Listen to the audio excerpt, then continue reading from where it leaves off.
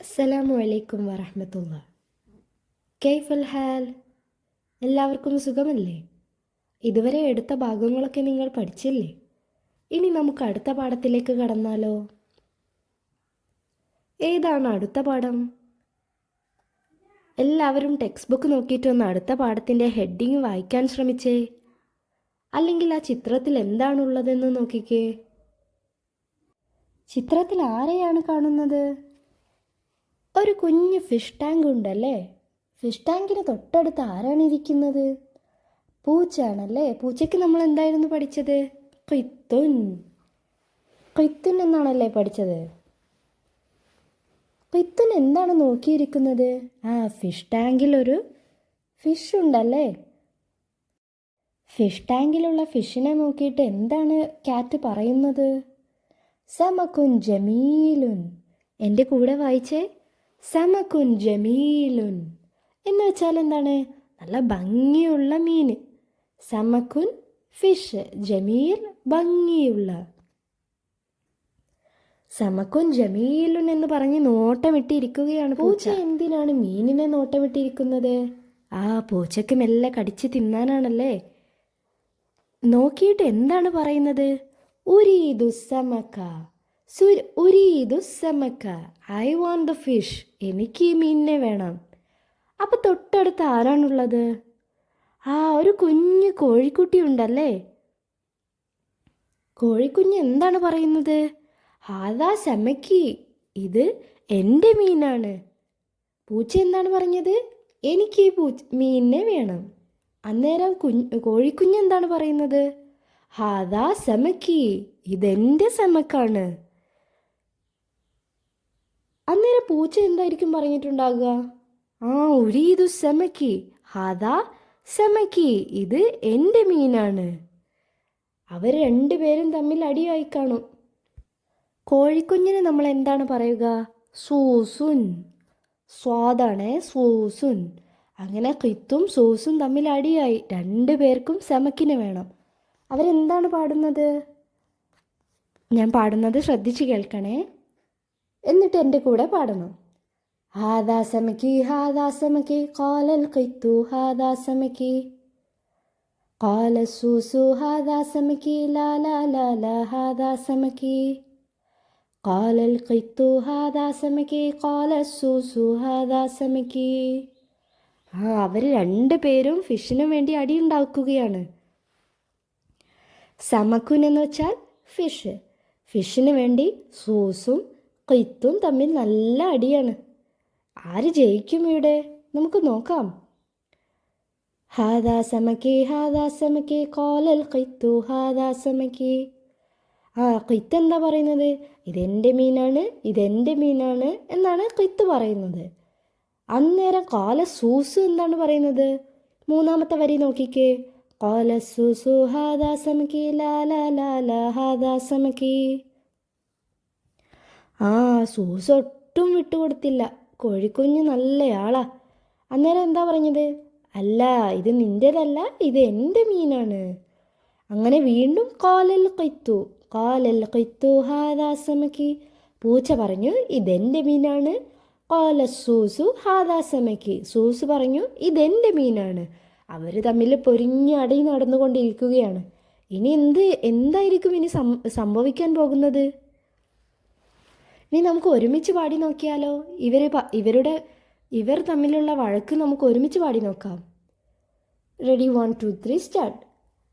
ഹാദാ സമക്കി ഹാദാ സമക്കി ഖാലൽ ഖിത്തു ഹാദാ സമക്കി ഖാല സൂസു ഹാദാ സമക്കി ലാ ലാ ലാ ലാ ഹാദാ സമക്കി ഖാലൽ ഖിത്തു ഹാദാ സമക്കി ഖാല സൂസു ഹാദാ സമക്കി.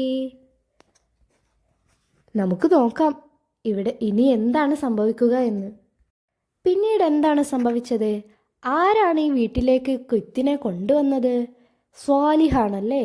അവനാണ് വഴിയിൽ കിടന്ന കൊയ്ത്തിനെ അവൻ്റെ വീട്ടിലേക്ക് കൊണ്ടുവന്നത്.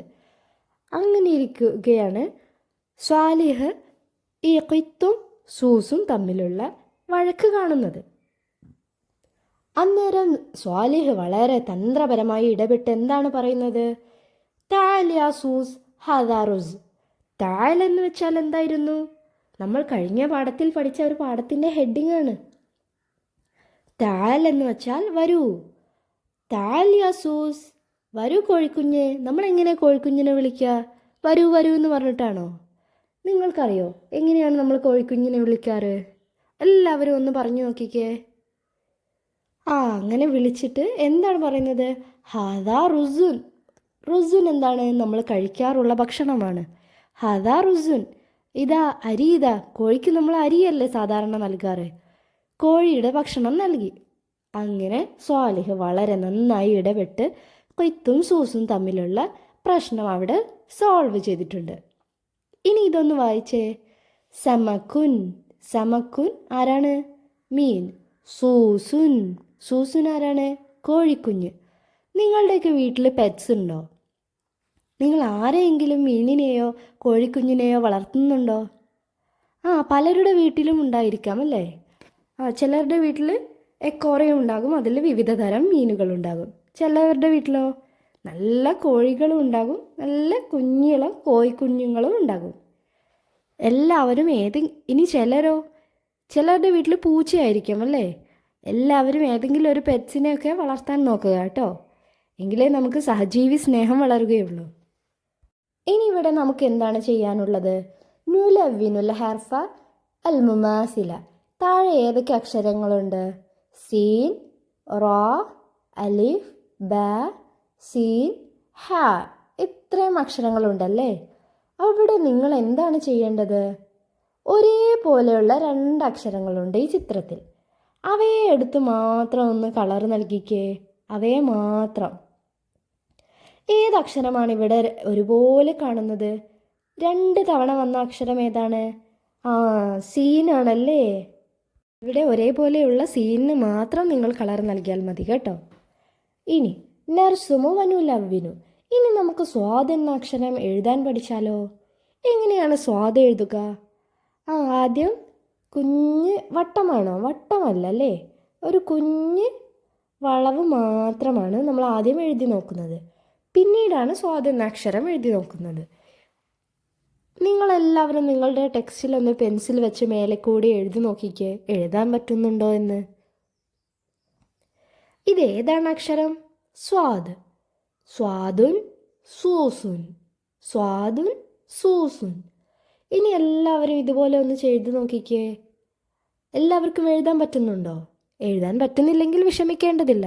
നിങ്ങൾ എഴുതി അത് റെഡി ആകുന്നതാണ്. ഇപ്പം നമുക്ക് ഈ അക്ഷരത്തെ ഒന്ന് പരിചയപ്പെടാം. ഇപ്പം നമ്മൾ സ്വാദ് എന്ന അക്ഷരം പഠിച്ചു കഴിഞ്ഞില്ലേ? ഓക്കെ. ഇനി എല്ലാവരും അടുത്ത പേജ് ഒന്ന് എടുത്തേ. അതിലെന്താണ് നമുക്ക് ചെയ്യാനുള്ളത്? നുലവ്വിനു. നുലവ്വിനു എന്ന് വെച്ചാൽ നമുക്ക് കളർ കൊടുക്കാം. ഇവിടെ ഏതൊക്കെ അക്ഷരത്തിനാണ് നമ്മൾ കളർ കൊടുക്കേണ്ടത്? സ്വാദിനും സീനിനും. സ്വാദ് ഏതാണെന്ന് നമ്മളിപ്പോൾ പഠിച്ചതേ ഉള്ളൂ. അപ്പോൾ നിങ്ങൾ സ്വാദിനൊന്ന് റെഡ് കളർ കൊടുത്തേ. സീനിന് ഏത് കളറാണ് കൊടുക്കേണ്ടത്? ചിത്രത്തിൽ എന്താണ് കാണിച്ചത്? സീനിന് ബ്ലൂ കളർ. അങ്ങനെ സ്വാദിന് റെഡും സീനിന് ബ്ലൂവും ആക്കി എല്ലാവരും ഒന്ന് കളർ കൊടുത്തേ. ചെയ്തു നോക്കിയോ? അതിനുശേഷം താഴെ തന്ന വർക്കൊന്ന് ചെയ്തേ. നുലവ്വിനുൽ ഹർഫൽ മുനാസിബ്. നിങ്ങളെല്ലാവരും ആ പൂവിലെ സ്വാദിനും സീനിനും കളർ നൽകിയോ? ഇനി നമുക്ക് അടുത്ത വർക്ക് ചെയ്യാം. അടുത്ത വർക്ക് എന്താണ്? ഓരോ വാക്കും തുടങ്ങുന്ന അക്ഷരങ്ങൾ ഏതാണെന്ന് നോക്കി ആ അക്ഷരത്തിന് മാത്രം അതിന് നേരെയുള്ളതിൽ നിറം നൽകുക. ആദ്യത്തെ വാക്ക് ഏതിലാണ് തുടങ്ങുന്നത്? സുന്ദുസുൻ. അതിൽ നമ്മൾ പഠിച്ച ഏതക്ഷരമാണുള്ളത്? സീൻ. അപ്പോൾ നമ്മൾ സീനിന് കളർ കൊടുക്കുക. ഇനി രണ്ടാമത്തെ വാക്ക് ഏതാണ്? സ്വദുറുൻ.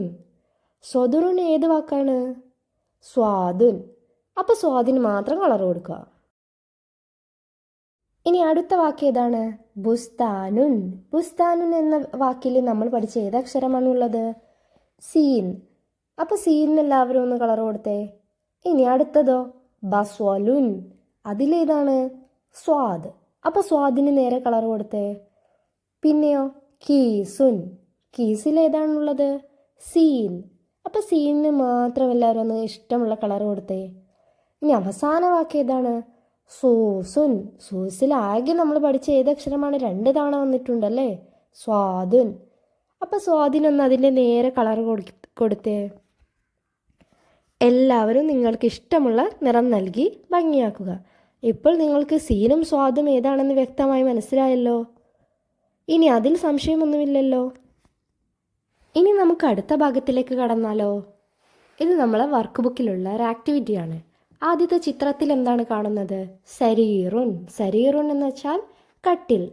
ഏതക്ഷരമാണ് അതിൽ നമ്മൾ പഠിച്ചതായി കാണുന്നത്? സീനാണല്ലേ. ഇനി അതിന് താഴെ നമുക്ക് എന്താണ് തന്നത്? കുറേ അക്ഷരങ്ങൾ നൽകിയിട്ടുണ്ട്. ഓരോ വരിയിലും ഒരേ അക്ഷരങ്ങൾ തന്നെയാണ് നൽകിയിട്ടുള്ളത്. പക്ഷെ ഇടയ്ക്കൊരാളുണ്ട്. 4 വരിയിലും സെയിം അക്ഷരമല്ലാതെ വ്യത്യസ്തമായ ഒരു അക്ഷരം ഒളിഞ്ഞു കിടപ്പുണ്ട്. നിങ്ങൾ അവയെ മാത്രം ഒന്ന് കണ്ടെത്തിക്കേ. അവയെ മാത്രം കണ്ടെത്തി നമ്മൾ തെറ്റായി നൽകിയ അക്ഷരത്തെ മാത്രം കളർ കൊടുക്കണം. ആദ്യത്തെ വരി നോക്കിയാലോ. എല്ലാവരും ഒന്ന് ആദ്യത്തെ വരിയിലേക്ക് നോക്കിക്കേ.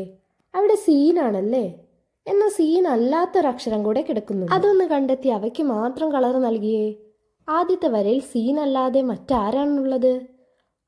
ഷീനുണ്ടല്ലേ. ആ അവസാനത്തെ അക്ഷരമായ ഷീനൊന്ന് എല്ലാവരും കളർ നൽകിയേ. ഷീനാണ് അവിടെ ഒറ്റപ്പെട്ടത്. ഇനി രണ്ടാമത്തെ വരിയിൽ ഹ എന്ന അക്ഷരമാണ്. പക്ഷെ ഹാഇനെ കൂടാതെ അവിടെ ഒരാൾ കൂടെ ഒളിച്ചു നിൽപ്പുണ്ട്. അതാരാണ്? ഹോ എന്ന അക്ഷരമുണ്ട്. എത്രാമത്തേതാണ്? 4ാമത്തെ അക്ഷരം ഹോ ആണ്. ഇനി അവനൊന്ന് കളർ കൊടുത്തേ. അവൻ കൂട്ടത്തിൽ പെടാത്തതാണ്. അടുത്ത അക്ഷരം ഏതാണ്? കാഫ്. കാഫിൻ്റെ കൂടെ ആരാണ് ഒന്ന് അധികമായി വന്നത്? ലാം ആണല്ലേ. ലാം കാഫിൻ്റെ കൂടെ വരേണ്ടതില്ലല്ലോ.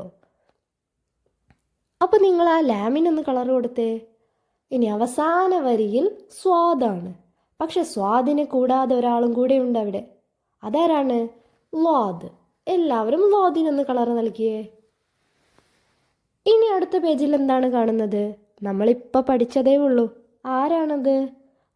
സമക്കുൻ, ഫിഷ്. ഏതക്ഷരമാണ് ഇവിടെ നൽകിയത്? സീൻ. അപ്പം നിങ്ങളെല്ലാവരും സീനൊന്ന് മേലെ കൂടി എഴുതിയേ. ആദ്യത്തെ സീനിന് കളറും നൽകണം. പിന്നെ താഴേക്ക് സീനൊന്ന് എഴുതി നോക്കണം. എങ്ങനെയാണ് വായിക്കുക? സാ ഫതഹ സാ, സാ കെസറ സി, സാ ലൊമ്മ സു. ഇങ്ങനെ എല്ലാവരും ഒന്ന് വായിച്ച് ആദ്യം മുതൽക്ക് അവസാനം വരെ എഴുതി നോക്കിക്കേ. അങ്ങനെ എഴുതിയാൽ ഒരിക്കലും നിങ്ങൾ ആ അക്ഷരം മറക്കുകയില്ല. പിന്നെ ഏതാണ്? ഇനി നമുക്ക് എന്താണ് ചെയ്യാനുള്ളത്? നർസുമു ദാഇറ നഹ്റഫു സ്വാദ് ബിഹർഫി സ്വാദ്. സ്വാദ് എന്ന അക്ഷരത്തിന് ഒന്ന് റൗണ്ട് കൊടുക്കാനാണ്. അവിടെ മേലെ ഭാഗത്ത് 4 വാക്കുകൾ തന്നിട്ടുണ്ട്. 4 വാക്കിലും സ്വാദ് എന്ന അക്ഷരവുമുണ്ട്. അപ്പോൾ നിങ്ങൾ എന്താണ് ചെയ്യേണ്ടത്? നിങ്ങൾ ആ സ്വാദിനെ കണ്ടെത്തി സ്വാദിനൊരു വട്ടം വരയ്ക്കുക.